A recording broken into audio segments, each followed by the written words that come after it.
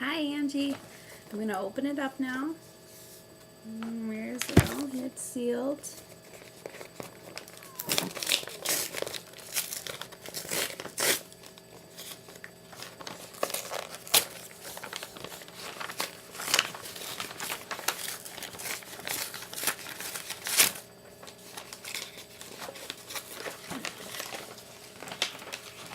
If I can get it open.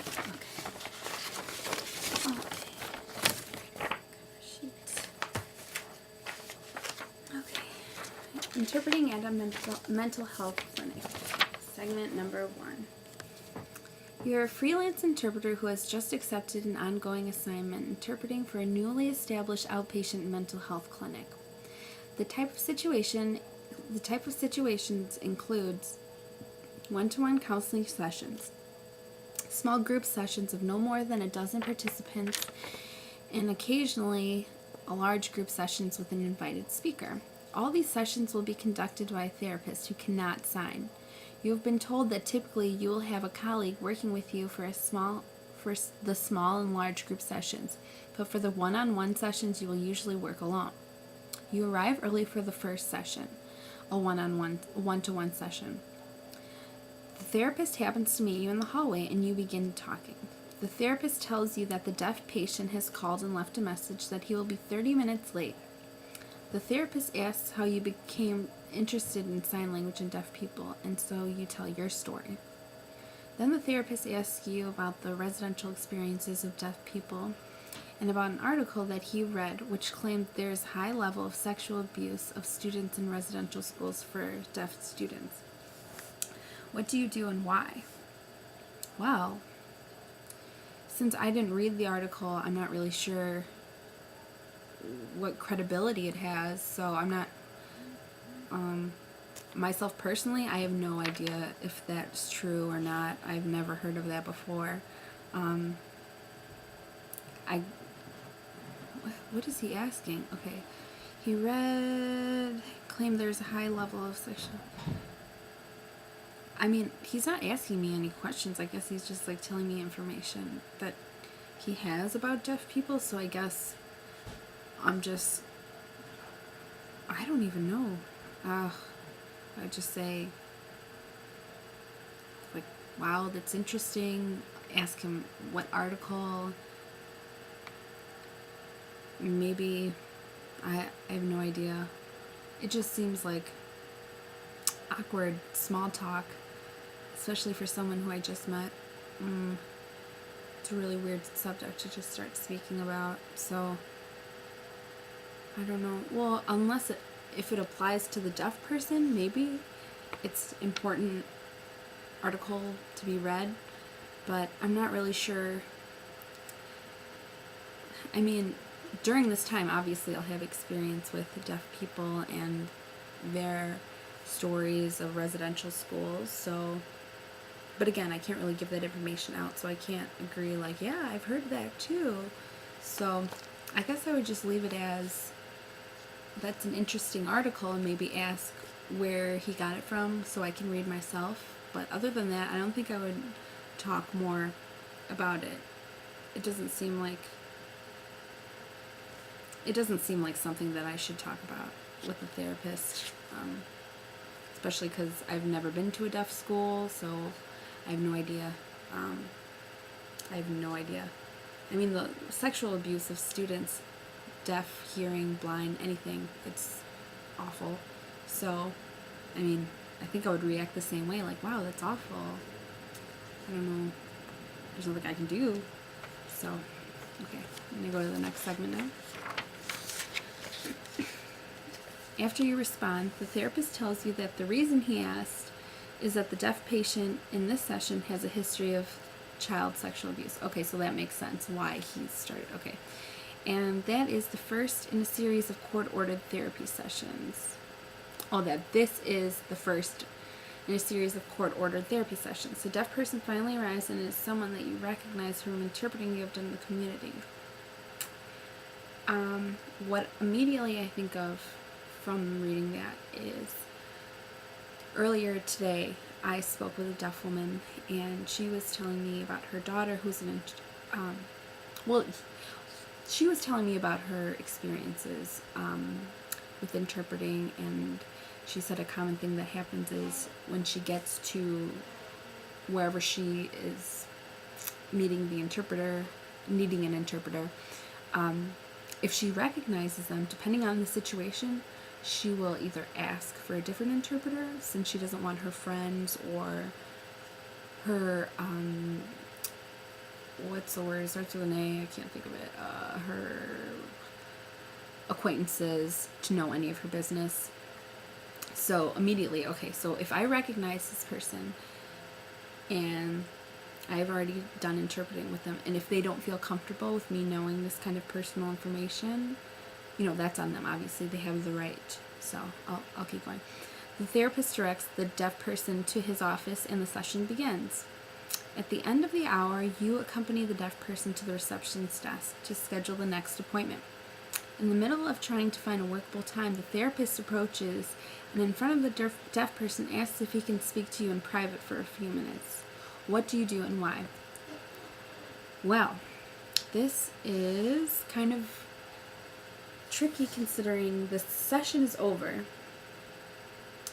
However, I'm there solely for the purpose of interpreting for the deaf client, but at the same time, I don't want to come off rude. However, if the deaf person's there, that's really rude if we're speaking and they have no idea what's going on, especially since that's the deaf person's therapist and will be for the next how many sessions? 10 sessions?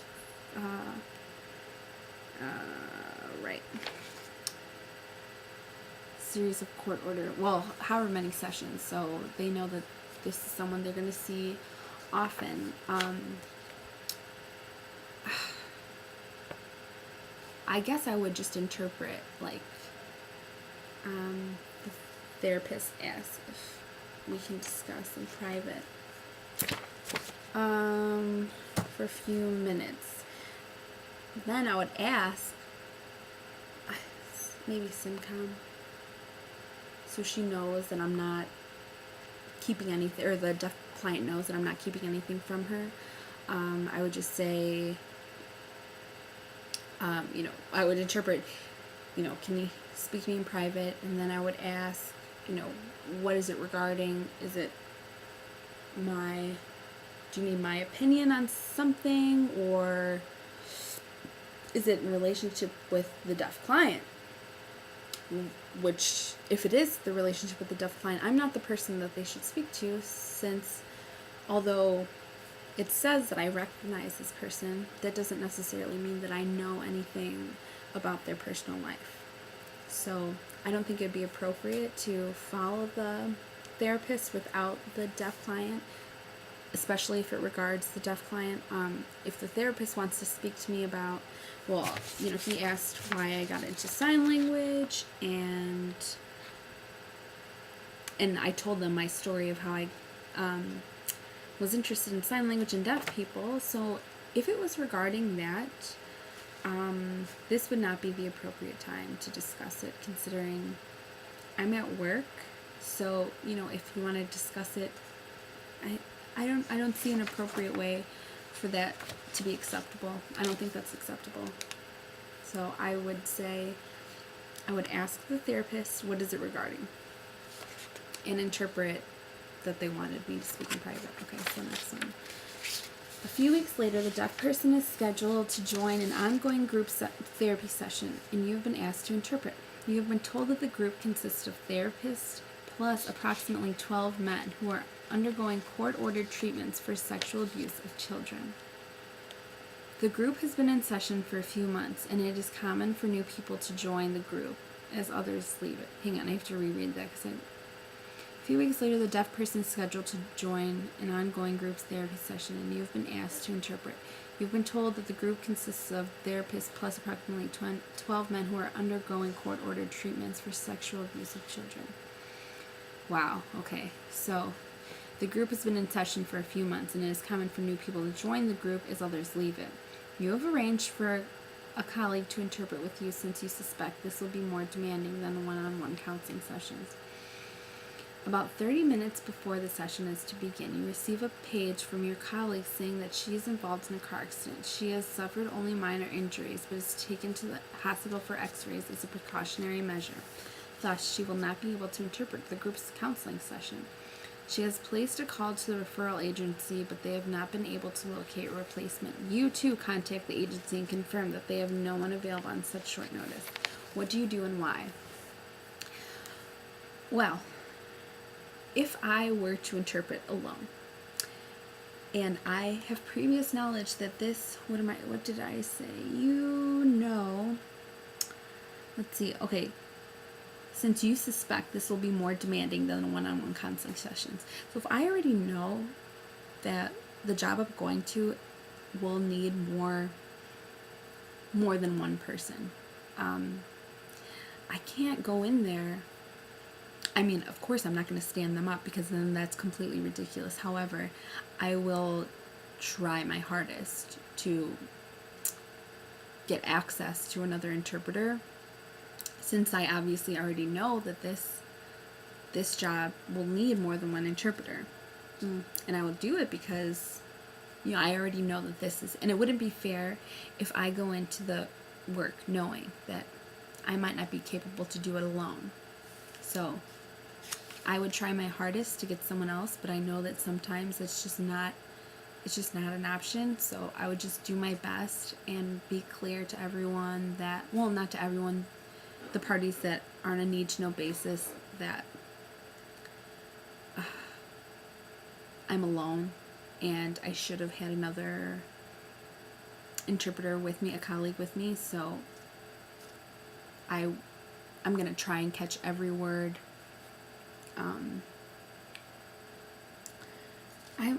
I guess I'm a little bit confused as to what is more demanding. That the dialogue is more demanding, or the amount of people just like talking. Do they talk all at once?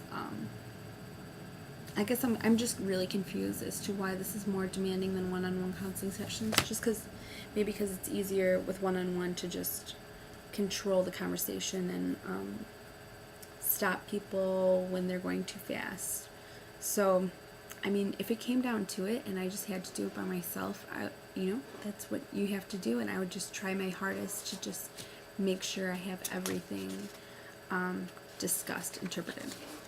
I'm going to go to the next page now.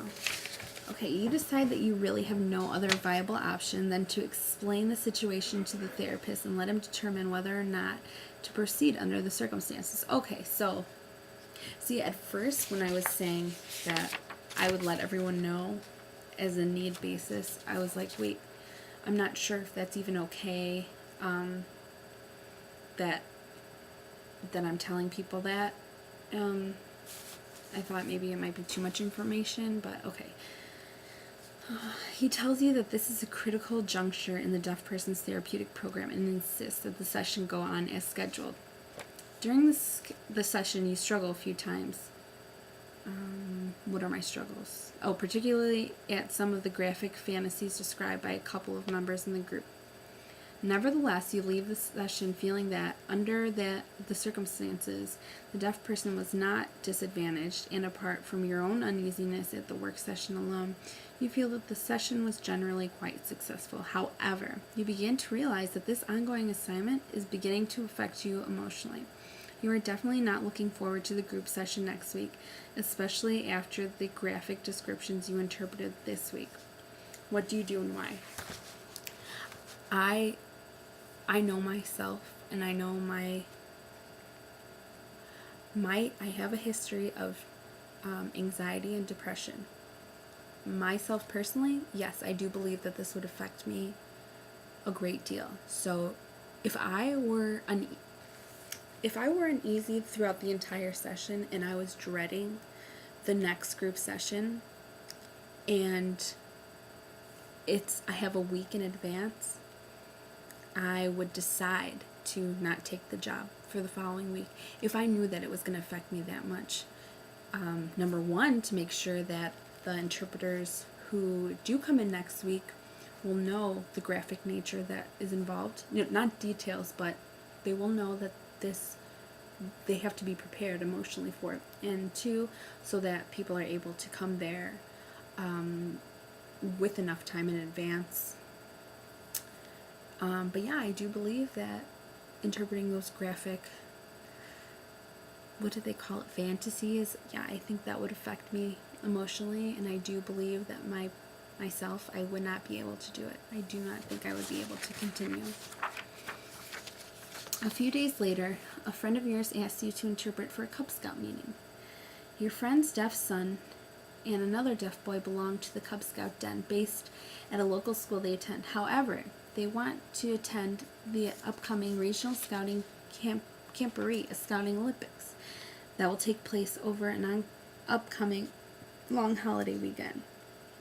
You have been asked to interpret the organizational meeting, and because it is your friend, you agreed to do this as a pro bono basis.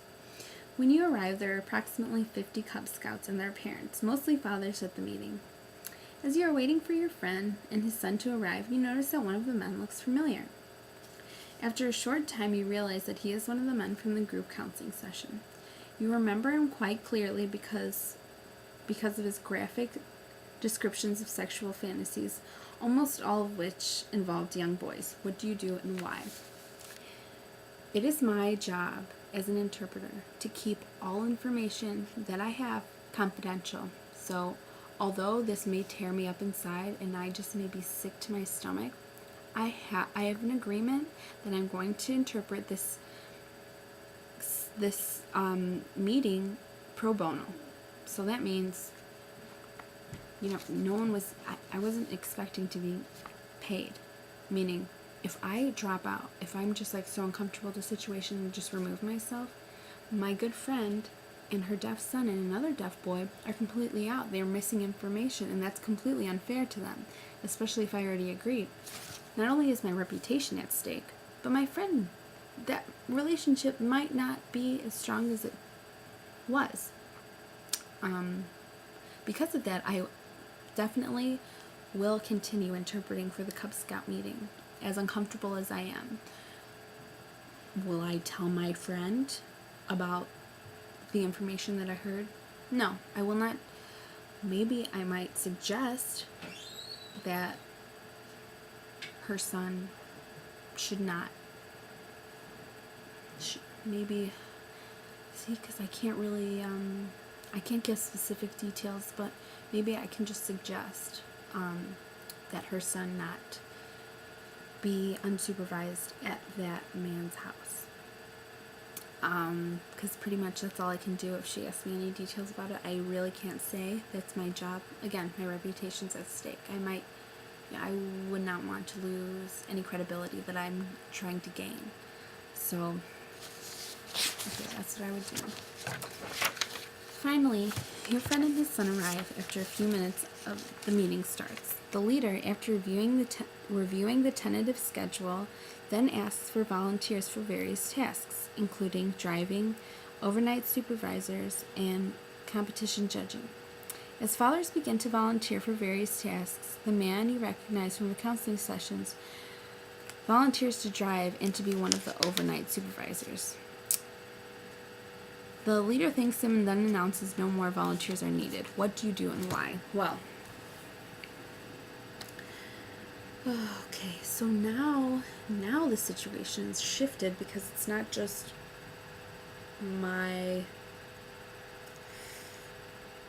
it's not just an assumption that I have that, okay, I'm trying to think of how to word this. Okay, from the last page, I just saw the man. He had no contact with me. He did not say that he was going to be around my friend's son. But oh, okay, sorry, I just have a couple of minutes, I think. But I did agree to, or I decided that I would tell her, if needed, to remove her son from, or not to leave her son unsupervised with this man. Now that he is, this is a really tough one for me to decide, because if I suspect child abuse, I'm legally bound to say something. However, if he's going to counseling sessions, I hope it is court ordered. And if it was court ordered, then that makes me think that there had to have been an incident to cause the courts to be involved. So that means there may have been child abuse in the past. However, I can't really assume that he's going on this overnight trip with intentions to abuse these boys. So this is really tough for me, and I think what I would do is seek advice from another interpreter, maybe someone at the agency, and ask them what they would do. This is just, it's an awful thing to think about. However, again, there's no proof that he's touching any of the boys. He hasn't even gone on the trip yet. Morally, I do feel like I should tell someone my own morals. Ethically, I cannot give any information that I know. I, as an interpreter, I have to keep all information confidential. So it's a right versus right situation. I think my next step would definitely be to seek advice from some interpreter, and I would go from there, because again, I'm not certified. I'm not really familiar with, I know all the tenets, and I know what my role is as an interpreter. However, I think I would need a second opinion on how to handle this situation. But okay.